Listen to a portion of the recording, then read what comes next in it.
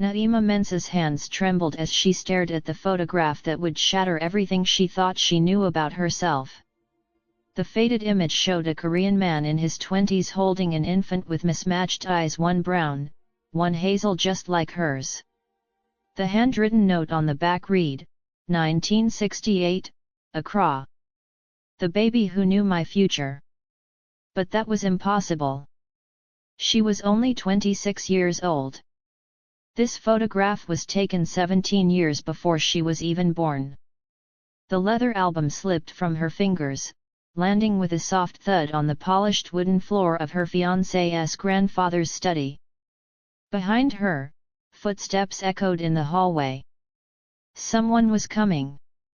Naima's heart pounded as she quickly bent to retrieve the album, her mind racing with questions that had no logical answers. Why did this baby look exactly like her? Why did Hyun-woo's family have this photograph, and why had grandfather Sang-min looked at her with such recognition when they'd first met just hours ago? The doorknob turned. Naima shoved the album back onto the shelf, her pulse thundering in her ears. She spun around just as Hyun-woo entered, his handsome face breaking into a warm smile that made her stomach flip with guilt and confusion. "There you are," he said, crossing the room to wrap his arms around her waist. "I've been looking everywhere for you. Grandfather wants to make a toast before dinner." Naima forced herself to smile, even as the image of that impossible photograph burned in her mind. "I was just admiring his collection. He has so many books." Hyun-woo pressed a kiss to her temple, his familiar scent of sandalwood and citrus usually comforting, but now it only heightened her anxiety. "Are you okay? You seem tense." "Just nervous about meeting everyone," she lied, leaning into his embrace despite the questions screaming in her head. "Your family is a lot." He chuckled, the sound rumbling through his chest. "They love you already. Especially grandfather. Did you see how he looked at you when we arrived, like you were some kind of miracle?" That was exactly what terrified her. The way the elderly man's eyes had filled with tears.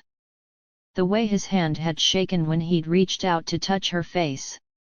The way he'd whispered something in Korean that made Aunt Seo-yeon gasp and the entire room fall silent. Have you ever felt like you're living a lie, trapped between two worlds? Subscribe to uncover the shocking family secrets and journeys to self-discovery that prove you're not alone in your hidden identity. Hyun-woo took her hand, threading his fingers through hers. "Come on. Everyone's waiting." The dining room was a masterpiece of traditional Korean elegance, with low tables arranged in a U-shape and cushions for seating. The smell of bulgogi and kimchi filled the air, mixing with the sweet scent of rice cakes. 20 members of the Lee family had gathered for grandfather Sang-min's 82nd birthday, and all eyes turned to Naima as she entered. Aunt Seo-yeon, a sharp-featured woman with silver-streaked hair pulled into an elegant bun, gestured to the cushion beside her. "Naima, sit here. I want to know everything about you." As Naima settled onto the cushion, Hyun-woo's mother, Ji-hye, placed a bowl of myeokguk in front of her. "Seaweed soup. Good for health and longevity." The woman's smile was warm, but there was something assessing in her gaze. Grandfather Sang-min raised his glass, his weathered hands steady despite his age. When he spoke, his voice carried the weight of decades. "Today, we celebrate not just my birthday, but a reunion I never thought possible. 82 years I have walked this earth, and I have learned that some miracles are worth waiting a lifetime for." His eyes locked on Naima's, and she felt exposed, as if he could see straight through to her soul. The room erupted in cheers and the clinking of glasses, but Naima barely registered it. She was too focused on the way Hyun-woo's cousin was whispering to his wife, both of them stealing glances at her. Too aware of Aunt Seo-yeon's penetrating stare. "Grandfather," Hyun-woo said, his arm protectively around Naima's shoulders. "You're making her nervous with all this mystical talk." The old man's smile was enigmatic. Some truths cannot be rushed, Hyunwoo. But they cannot be hidden forever either. After dinner, as the family dispersed into smaller groups for tea and conversation, Aunt Seo Yeon pulled Naima aside. "Walk with me in the garden. I want to show you something." The evening air was cool, cherry blossoms drifting on the breeze like snow. Lanterns cast a soft glow over the meticulously maintained garden, and the sound of a water feature provided a soothing backdrop. But Naima felt anything but soothed. "You have questions," Seo Yeon said. "It wasn't a question.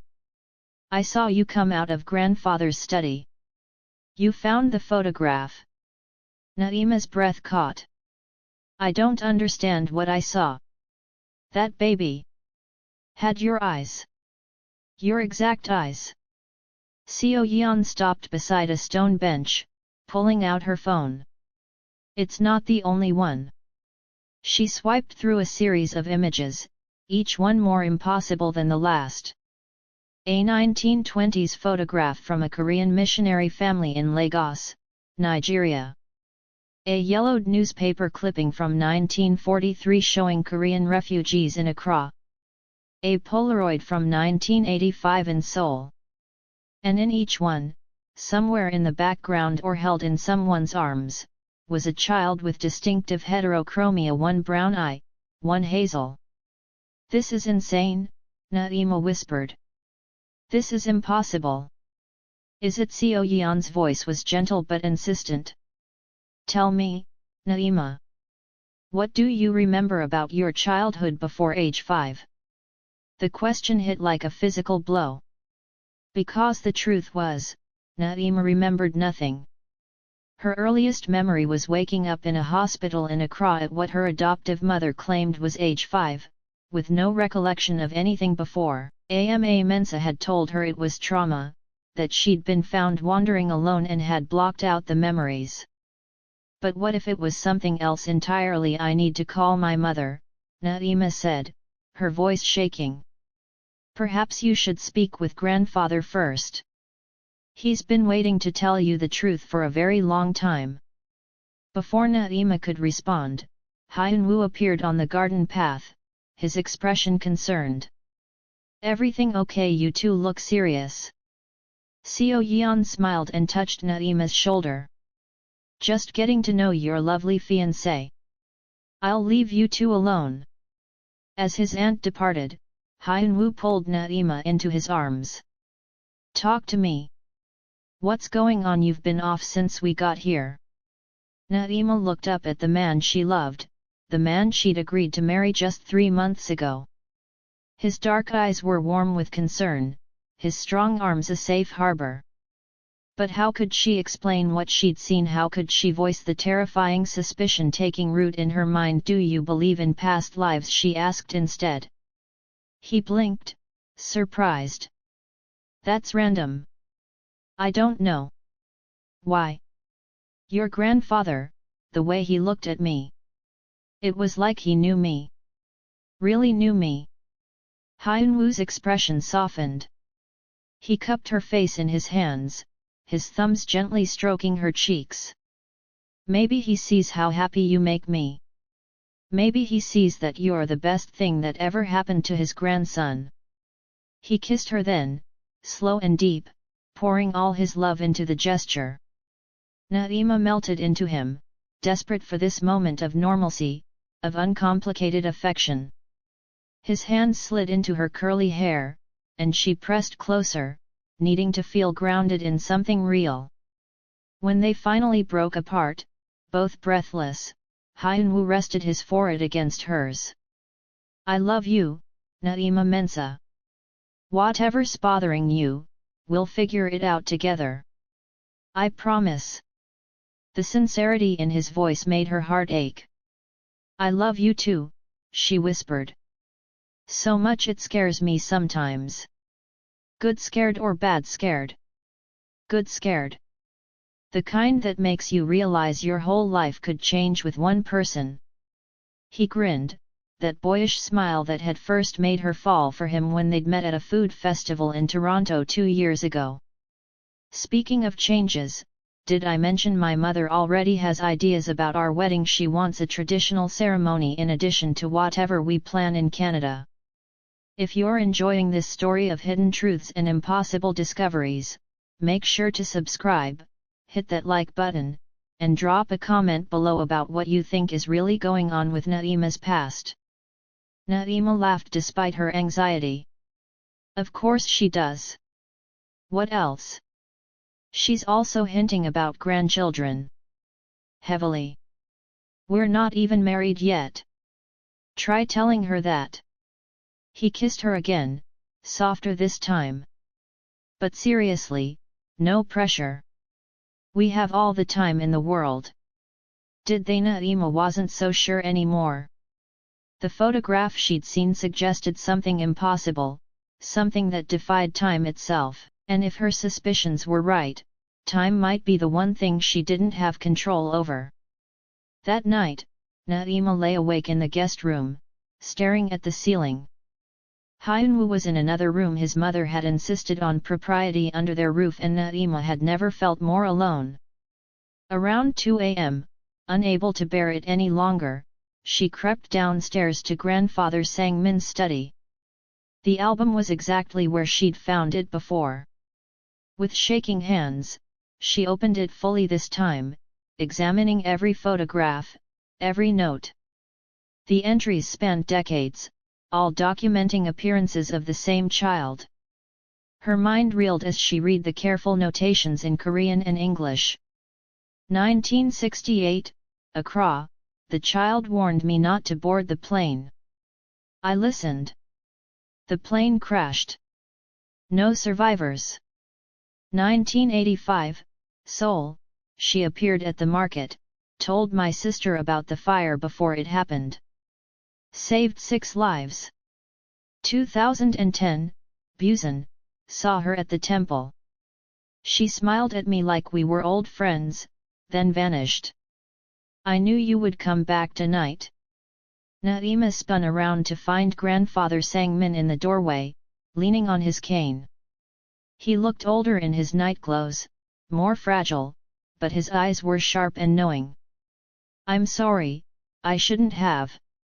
You should have, he interrupted, shuffling into the room. You deserve answers. Sit, child. It's time you learned the truth about who you are. Naima sat, her heart hammering. The old man settled into the chair across from her with a heavy sigh. In 1968, I was a young diplomat stationed in Ghana, he began. Arrogant. Ambitious. I thought I knew everything. He smiled sadly. Then one day, a woman appeared at the embassy with a child. A beautiful baby girl with eyes like yours. She said the child needed shelter for one night, that it was a matter of life and death. What happened? The baby looked at me, and I swear she saw into my soul. She made sounds, and somehow I understood. She was telling me not to take my scheduled flight the next morning. It was absurd, listening to a baby, but something in those eyes. He shook his head. I changed my flight. The original plane crashed into the ocean. Everyone died. Naima's hands had gone numb. That's not possible. I went back to thank the woman, to find the child. They were gone. Vanished completely. But I never forgot those eyes. He leaned forward. I've spent my life researching, tracking stories, following legends. And I found them dozens of accounts spanning over a century. Always the same child. Always appearing to Korean families with African connections. Always during moments of crisis. You think I'm that child? I know you are. His voice was gentle but certain. And I believe you're starting to remember. The room seemed to tilt. Because he was right. Ever since arriving in Korea, Naima had been experiencing flashes, brief, vivid images that felt like memories but couldn't be hers. A woman in traditional Korean hanbok. A man with dark skin and kind eyes. Words and languages she'd never studied but somehow understood. There's a legend, Grandfather Sangmin continued, about a child born during the March 1st movement in 1919. A Korean independence fighter fell in love with a West African sailor. Their daughter was blessed by both a Korean shaman and an African priest, given the gift or curse of eternal witness. To see injustice, to warn those who would fight it, until the world learned to be better. That's just a story, Naima said, but her voice lacked conviction. Is it? Tell me, Naima. What do you remember about your mother, your real mother? Naima closed her eyes, and suddenly the memories came flooding back. Not all of them, but enough. Enough to know that what Grandfather Sangmin was saying wasn't madness. It was the truth she'd been running from her entire life. She spoke Korean, Naima whispered. And Chui. And languages I didn't recognize. She told me that forgetting was a kindness, but remembering was necessary. When do you turn 27? The question seemed random, but Naima felt ice in her veins. In 3 weeks. May 15th. Grandfather Sangmin nodded slowly, sadly. The reset. According to the legend, every 27 years, the child returns to infancy. All the physical growth erased, but the memories remain. Another cycle begins. No. Naima stood abruptly, the album falling from her lap. No, this is insane. I'm not some mystical eternal child. I'm a journalist from Toronto. I have a life, a career, a fiancé. I'm normal. Are you? The old man's voice was compassionate. Have you never wondered why you've never been sick? Why that car accident 3 years ago left you without a scratch when you should have died? Why you speak languages you never studied when you're stressed? Every word landed like a hammer blow because it was true. All of it.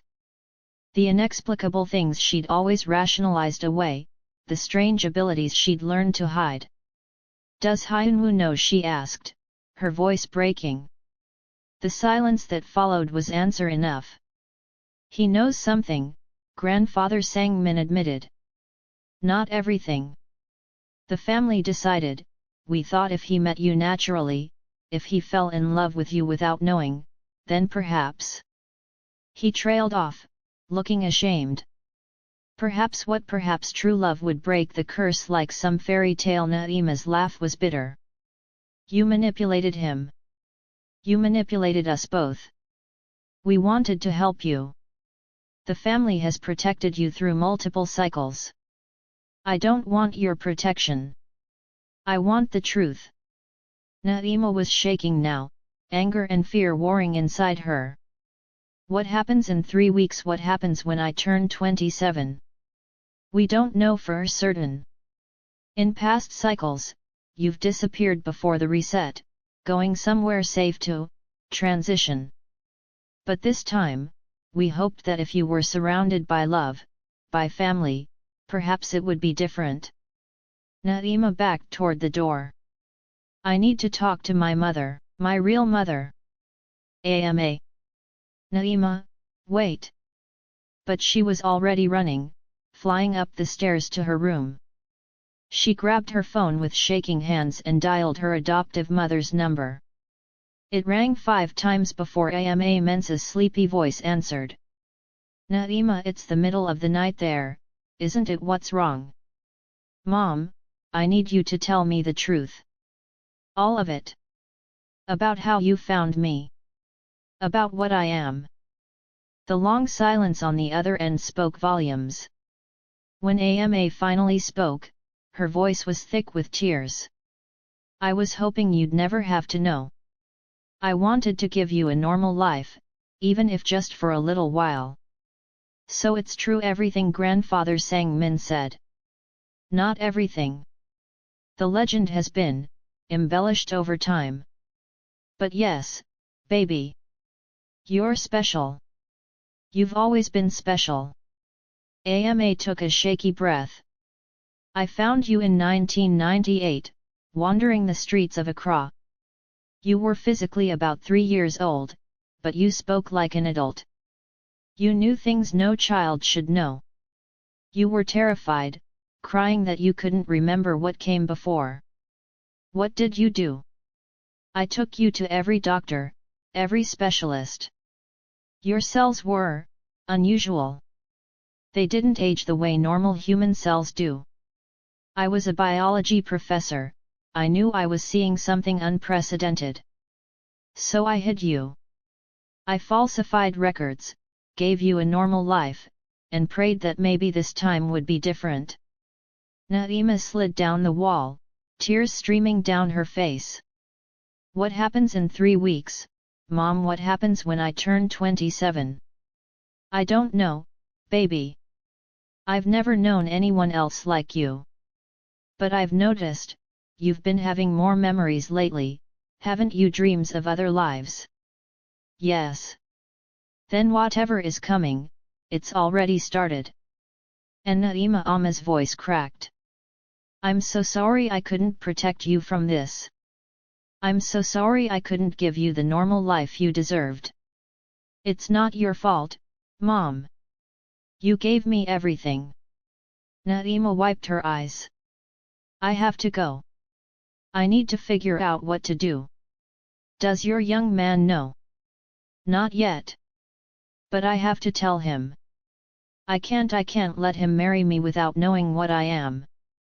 After hanging up, Naima sat in the darkness of her room, processing everything she'd learned. The life she'd built, the future she'd imagined with Hyunwoo, it all felt like sand slipping through her fingers. How could she marry him knowing she might physically become a child again in 3 weeks? How could she build a life with someone when she wasn't even sure she could die? A soft knock at the door made her jump. Naima, it's me. Hyunwoo. Of course. He always knew when she needed him. She opened the door to find him in pajama pants and a t-shirt, his hair mussed from sleep. I heard you moving around. Couldn't sleep either. Something like that. He studied her tear-stained face, and his expression shifted from concern to alarm. What happened? Did someone say something to you? If my family made you uncomfortable? Can we talk? Really talk? Of course. He entered the room, closing the door behind him. Naima, you're scaring me. What's going on? She took a deep breath, knowing that what she was about to say would change everything between them. Do you trust me? With my life? Then I need you to listen to everything I'm about to tell you, and not interrupt until I'm done. Can you do that? He nodded, settling onto the edge of the bed. Naima remained standing, needing the distance to get through this. Your grandfather was right. About recognizing me. Because we have met before, in a way. Not me exactly, but... She struggled to find the words. Have you ever heard the legend of the eternal witness, the child born to a Korean fighter and an African sailor? That old folk tale, my grandmother used to tell it. It's not just a tale. It's real. And I'm that child. The words hung in the air between them. Hyunwoo's expression cycled through disbelief, confusion, and something that might have been fear. Naima, what are you saying? I'm saying that I've lived multiple lives.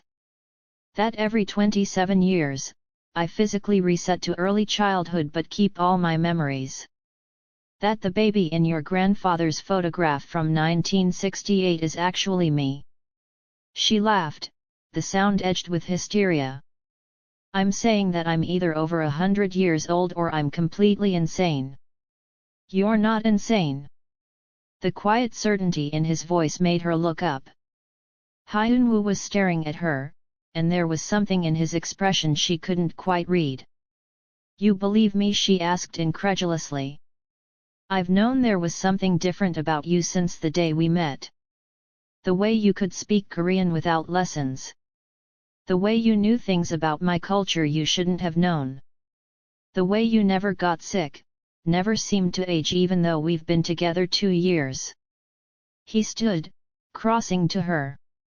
And I've known for 6 months that my family was hiding something about you. 6 months? Naima stepped back. You've known for 6 months and you didn't say anything. I didn't know what they were hiding. Just that grandfather had been asking questions about you, making phone calls. When I confronted him, he said it was nothing, that he was just being protective. Hyunwoo's voice rose with frustration. I thought maybe they'd found something bad in your background, or that they were prejudiced about you being African, or I don't know. But not this. Never this. And now that you know I'm some kind of a freak of nature. Don't call yourself that. He grabbed her hands, forcing her to meet his eyes. You're not a freak. You're extraordinary. And terrifying. And I have no idea how to process any of this. His grip tightened. But I love you. That part hasn't changed. Hyunwoo, I might become a child again in 3 weeks. A literal child. How can you love me when I don't even know what I am? The same way you loved me when you didn't know about any of this. The same way we've loved each other for 2 years. He pulled her closer. We'll figure it out. Will we? Naima's voice broke. Because I don't see how. I can't give you a normal life. I can't give you a future. I don't even know if I can give you the next 3 weeks. Have you ever felt like you're living a lie, trapped between 2 worlds? Subscribe to uncover the shocking family secrets and journeys to self-discovery that prove you're not alone in your hidden identity. And don't forget to like this video and share your thoughts in the comments. Then give me today, Hyunwoo said fiercely. Give me tonight. Give me every moment until we figure out what happens next. He kissed her then, desperate and demanding, and Naima felt herself surrender to it. To him. To this moment that might be one of their last as equals, as adults in love. His hand slid under her shirt, and she gasped against his mouth, needing this connection, needing to feel human and real and present. They tumbled onto the bed together, a tangle of limbs and racing hearts. Hyunwoo kissed her neck, her collarbone, his breath hot against her skin. Tell me to stop if this is too much, he murmured. Tell me if you need space. Don't stop, she breathed. Please don't stop. I need to feel like myself. Like I'm still me. They made love slowly, tenderly, with an urgency born of uncertainty. And afterward, lying in his arms with her head on his chest, listening to his heartbeat, Naima let herself imagine for just a moment that everything would be okay. That love really could be enough. What happens next? Hyunwoo asked quietly, his fingers tracing patterns on her shoulder. I don't know. Talk to your grandfather more. Figure out what these resets really mean. Try to find others like me, if they exist. And us. Naima lifted her head to look at him. I can't ask you to stay. It's not fair. I'm not asking for permission. His jaw set stubbornly. I'm choosing to stay. You don't get to make that decision for me. But what if I change? What if in 3 weeks I'm physically a toddler and you're stuck taking care of a child with adult memories? That's not a relationship, Hyunwoo. That's a nightmare. What if you don't change? What if this time is different? He cupped her face. What if the legend is wrong and you're not cursed? What if you're blessed, and we just need to figure out how to break whatever is keeping you in this cycle? It was a beautiful thought. A hopeful thought. And Naima wanted desperately to believe it. The next morning, the entire Lee family gathered in the main hall. Naima had insisted on a full family meeting, wanting everyone to know the truth rather than dealing with whispers and secrets. Grandfather Sangmin sat at the head, with Aunt Seo Yeon beside him. Hyunwoo's parents, his cousins, his grandmother, all 20 members who'd been at the birthday dinner were present. "Thank you for coming," Naima began, standing before them with Hyunwoo at her side. "I know you all have questions about me. About why your grandfather recognized me. And I think it's time everyone knew the truth." She told them everything. About the photograph, the legend, her fragmented memories, the upcoming reset. The family listened in stunned silence, and when she finished, the room erupted in rapid Korean conversation. Hyunwoo's mother stood abruptly. "This is madness. This is some kind of trick. You're trying to take advantage of our families." "Enough, Ji-hai," Grandfather Sangmin said firmly. "I have spent 56 years researching this. I have documentation, testimonies from other families. Naima is telling the truth. Then we help her," Aunt Seo Yeon said pragmatically. "The Lee family has always protected those who protect others. If Naima has truly been serving as a guardian across generations, then it's our turn to help her." "Help her how?" one of the cousins asked. "How do you stop something that's been happening for over a century?" "Research," Seo Yeon replied. "I have access to museum archives, historical records, anthropological studies. If this legend has roots in both Korean and West African traditions, there must be documented cases, rituals, attempts to break or modify the cycle. I can contact other families in the network," Grandfather Sangmin added. "There are others who have encountered Naima in past cycles. Perhaps together we can find a pattern, a trigger." Hyunwoo squeezed Naima's hand. "And I'm taking her to every medical specialist who will see us. If this is cellular, biological, maybe modern medicine can find an answer." For the first time since discovering the truth, Naima felt a flicker of hope.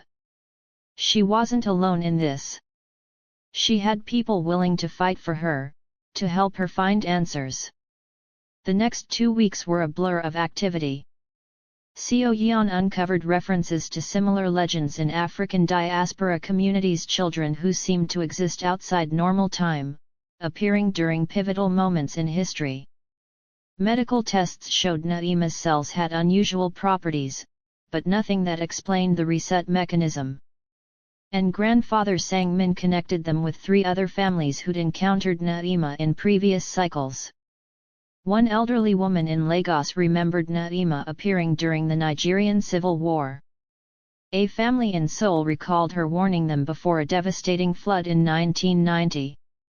Each story added another piece to the puzzle, but none offered a solution. With 1 week left until her 27th birthday, Naima began experiencing physical symptoms. Fatigue.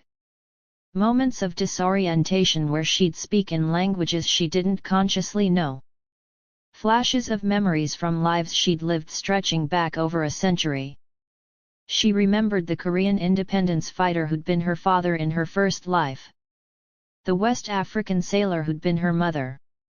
The blessing ceremony performed by both the shaman and the priest, binding her to a purpose, to witness injustice and warn those who would fight it, until humanity learned to choose peace over violence.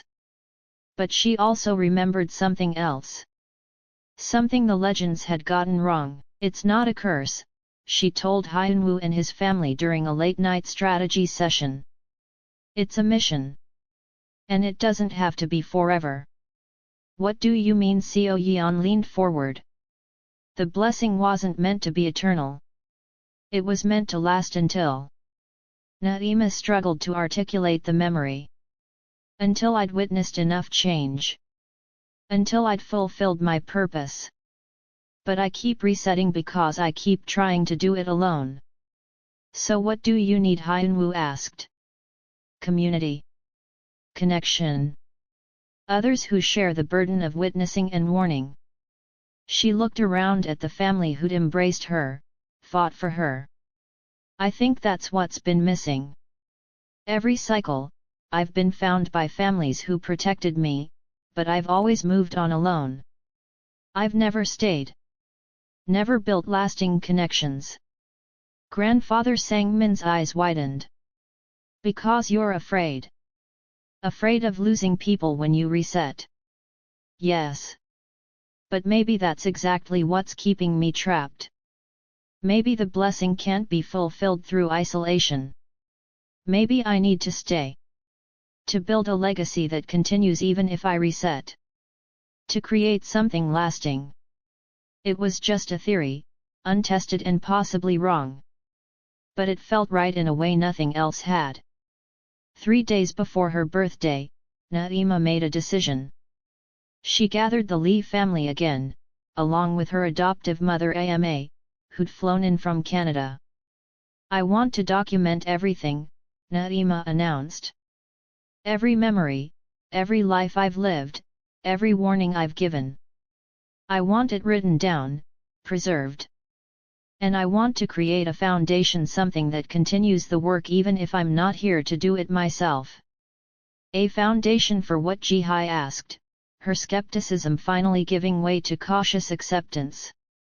For connecting diaspora communities. For preserving stories that might otherwise be lost. For warning people about injustices before they happen, based on patterns I've witnessed repeating across time. Naima's voice grew stronger. I've spent over a century watching the same mistakes happen again and again. But what if instead of just warning individuals, I could warn communities? What if I could break cycles of violence and injustice on a larger scale? Seo Yeon began typing on her laptop. I can help establish it legally. Register it in both South Korea and Ghana. Create an endowment. I can contribute, Grandfather Sangmin said immediately. Consider it a lifetime of debt repaid. We all contribute, Hyun-woo added, looking around at his family. The Lees don't abandon our own. And you're one of us now, Naima. Reset or no reset? Tears streamed down Naima's face. You don't know what this means. Any of you. For so long, I've felt like I was carrying this alone. Ama embraced her daughter. You were never alone, baby. You just didn't know how to ask for help. The next 2 days were frantically productive. Naima recorded hours of video testimony, documenting memories from multiple lives. She wrote essays about patterns she'd seen in history. She worked with Seo Yeon and a team of lawyers to establish the Eternal Witness Foundation, dedicated to conflict prevention and preserving diaspora histories. And she spent every possible moment with Hyun-woo. The night before her birthday, they sat on the balcony of grandfather's house, watching the sun set over Busan. Hyun-woo had been quiet all day, and Naima knew he was struggling with what might happen tomorrow. Talk to me, she said softly, taking his hand. I'm terrified, he admitted. I'm terrified you're going to disappear. That you're going to change into someone I can't be with. That I'm going to lose you right when I finally understand how rare what we have is. I'm terrified too. But you're also hopeful. I can see it in your eyes. You think this might work. That creating the foundation, building these connections, might break the cycle. I do. But I'm also prepared for it not to work. Naima turned to face him fully. Hyun-woo, if I do reset tomorrow, I need you to promise me something. Anything. Don't try to find me right away. Let me grow up naturally this time. Let me have a childhood without the weight of all these memories right from the start. And then, when I'm old enough, when I come looking for answers. She smiled through her tears. Tell me about us. Show me the videos we made. Let me fall in love with you all over again. That's not fair, Hyunwoo's voice broke. I don't want to wait. I don't want to lose the you that exists right now. I know. But if this doesn't work, if I do reset, at least we'll have proof that we existed. That our love was real. And maybe that will be enough to help me remember faster next time. He pulled her into his arms, holding her so tightly she could barely breathe. I love you, Naima Mensa. In this life and every life you've lived and every life you might live. That's my promise to you. They stayed there until long after dark, memorizing each other, as if they could imprint this moment onto their souls. Naima woke on her 27th birthday to golden sunlight streaming through her window and Hyunwoo asleep in the chair beside her bed, his hand clasped in hers. The house was silent, but she could sense the family gathered downstairs, waiting. She felt different. Lighter somehow. As if a weight she'd been carrying for lifetimes had finally begun to lift. Carefully, so as not to wake Hyunwoo, she got out of bed and walked to the mirror. She looked the same. Same face, same body, same mismatched eyes. No physical reset had occurred during the night. But when she closed her eyes, she could feel something changing inside her. The memories were still there, all of them, stretching back over a century, but they felt less like a burden and more like a gift. A tapestry of experiences that had shaped who she was. Behind her, Hyunwoo stirred. Naima. She turned to him with tears streaming down her face. I'm still here. He was up in an instant, pulling her close, his own eyes wet. You're still here. You're still you. The family rushed in moments later. Grandfather Sang-min, Aunt Seo Yeon, Ji-hai, AMA, everyone who'd been waiting downstairs. They crowded into the room, their faces a mixture of hope and fear. How do you feel? Seo Yeon asked. Different. But not physically. Naima struggled to articulate the sensation. It's like something unlocked inside me. The memories are clearer now, but they don't feel like they're from different people. They feel like they're all mine. All parts of one continuous story. Grandfather Sang-min sat heavily on the bed, his hand over his heart. The cycle. Did it break? I don't know yet. I think we have to wait and see if I age normally from here. But something definitely changed. She looked around at all the people who'd fought for her, believed in her. I think it was the foundation. The commitment to continuing the work even without me. For the first time, I'm not carrying this mission alone. So what happens now? Hyunwoo asked. Naima smiled. Now we live. We build the foundation. We document everything. We create the network that can carry on the work of witnessing and warning, whether I'm here or not. And we wait to see if I keep aging normally. And if you don't? Ji-hai asked quietly. Then at least I'll have had this. All of you. A family that knows the truth and loves me anyway. That's more than I've had in any previous life. The months that followed were a strange mixture of normal and extraordinary. Naima continued aging slowly, imperceptibly, but consistently. Her cells, when tested monthly, began showing more typical patterns. The Eternal Witness Foundation grew, establishing chapters in Ghana, Korea, Canada, and the United States. Stories began pouring in from diaspora communities, histories that had been lost or suppressed, patterns that helped predict and prevent conflicts. And Naima and Hyunwoo planned their wedding. 6 months after her 27th birthday, standing in a garden in Busan with cherry blossoms falling like snow, Naima married the man who'd chosen to believe in her impossible truth.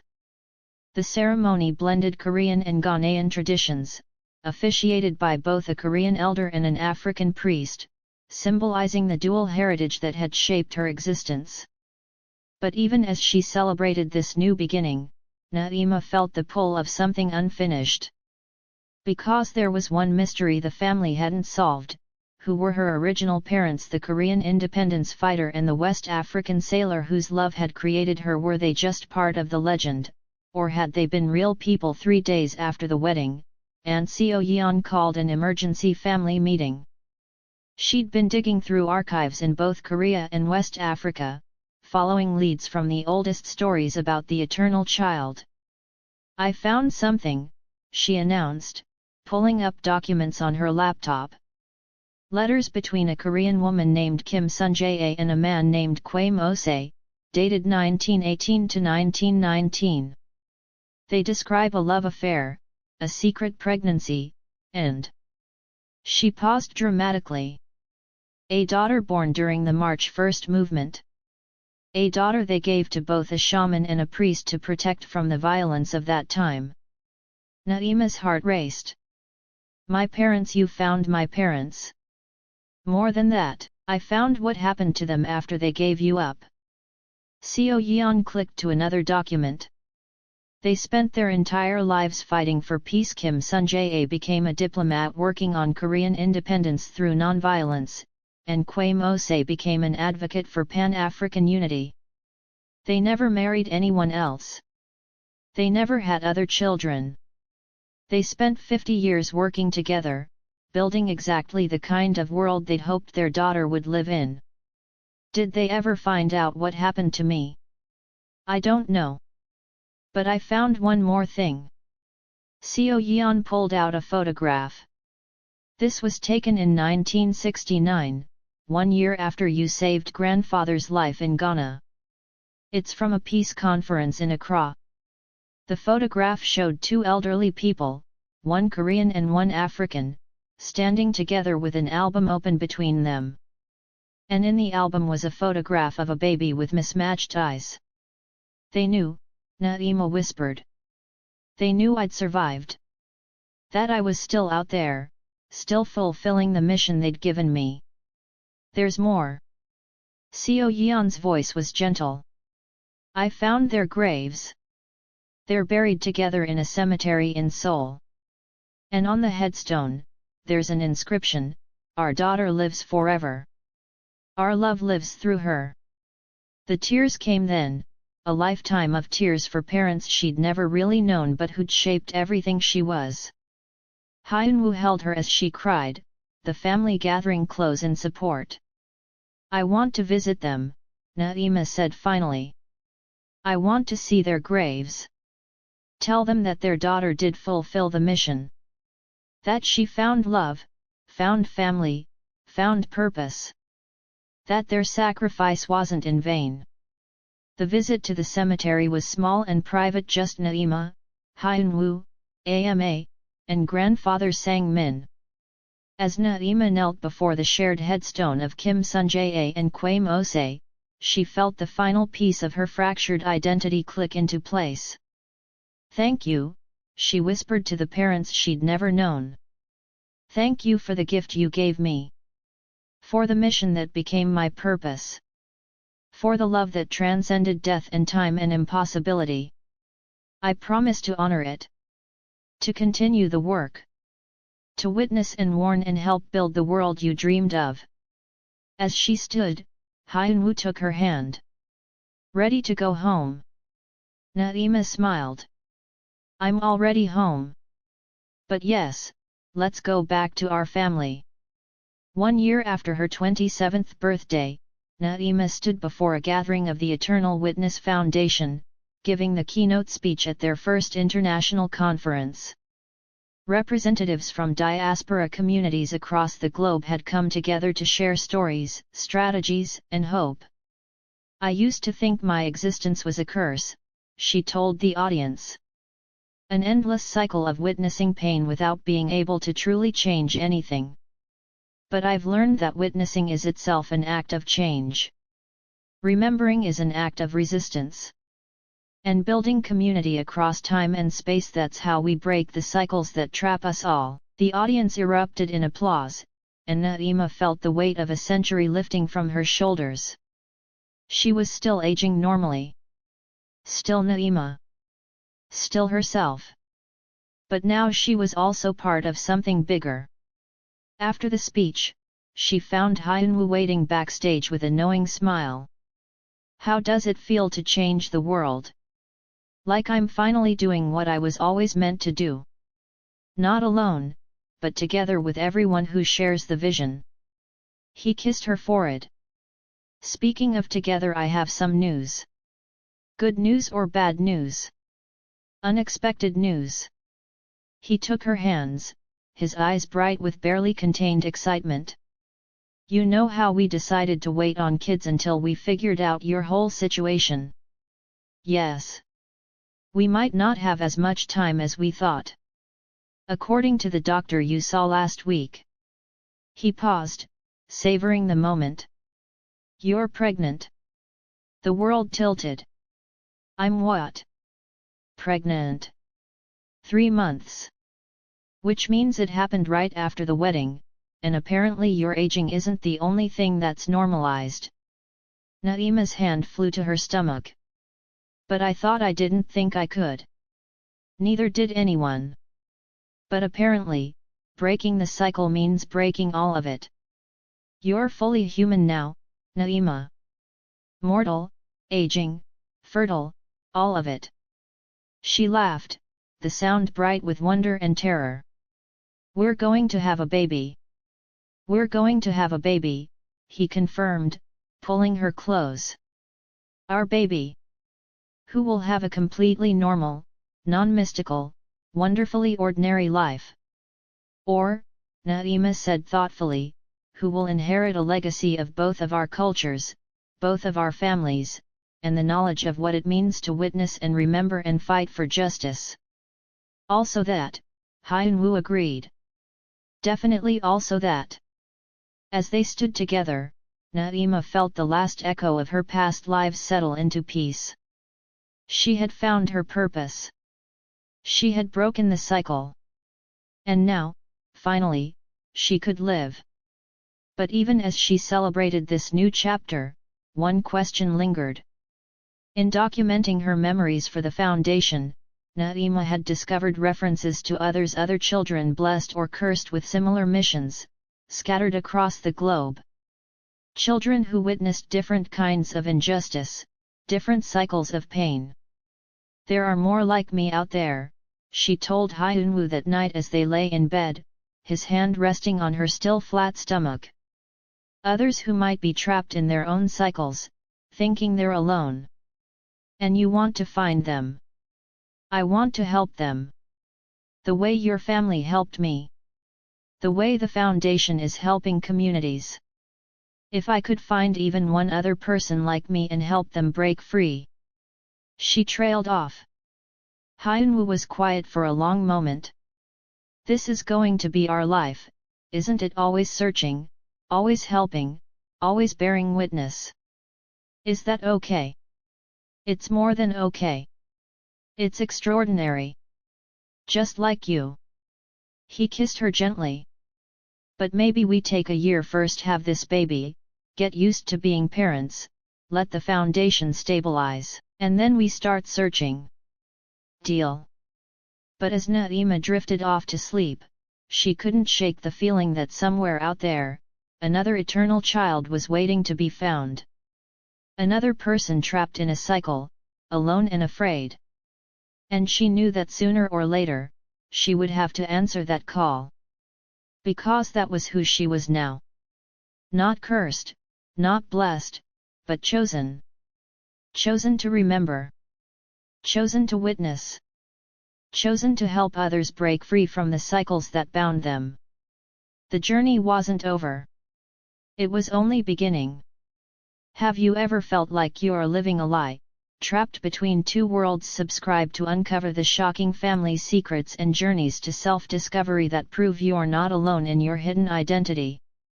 Make sure to like this video and drop a comment below about what part of Naima's journey resonated with you most. And as Naima had learned, some stories span lifetimes. Some mysteries take generations to solve. And some truths are so profound that they reshape not just one life, but entire legacies. Her story, the story of the eternal witness who finally found home, was just one chapter in a much larger tale. A tale of others like her, still waiting to be discovered, still trapped in their own impossible cycles. But that, as they say, is a story for another time. Let me know where you are watching this from in the comments below.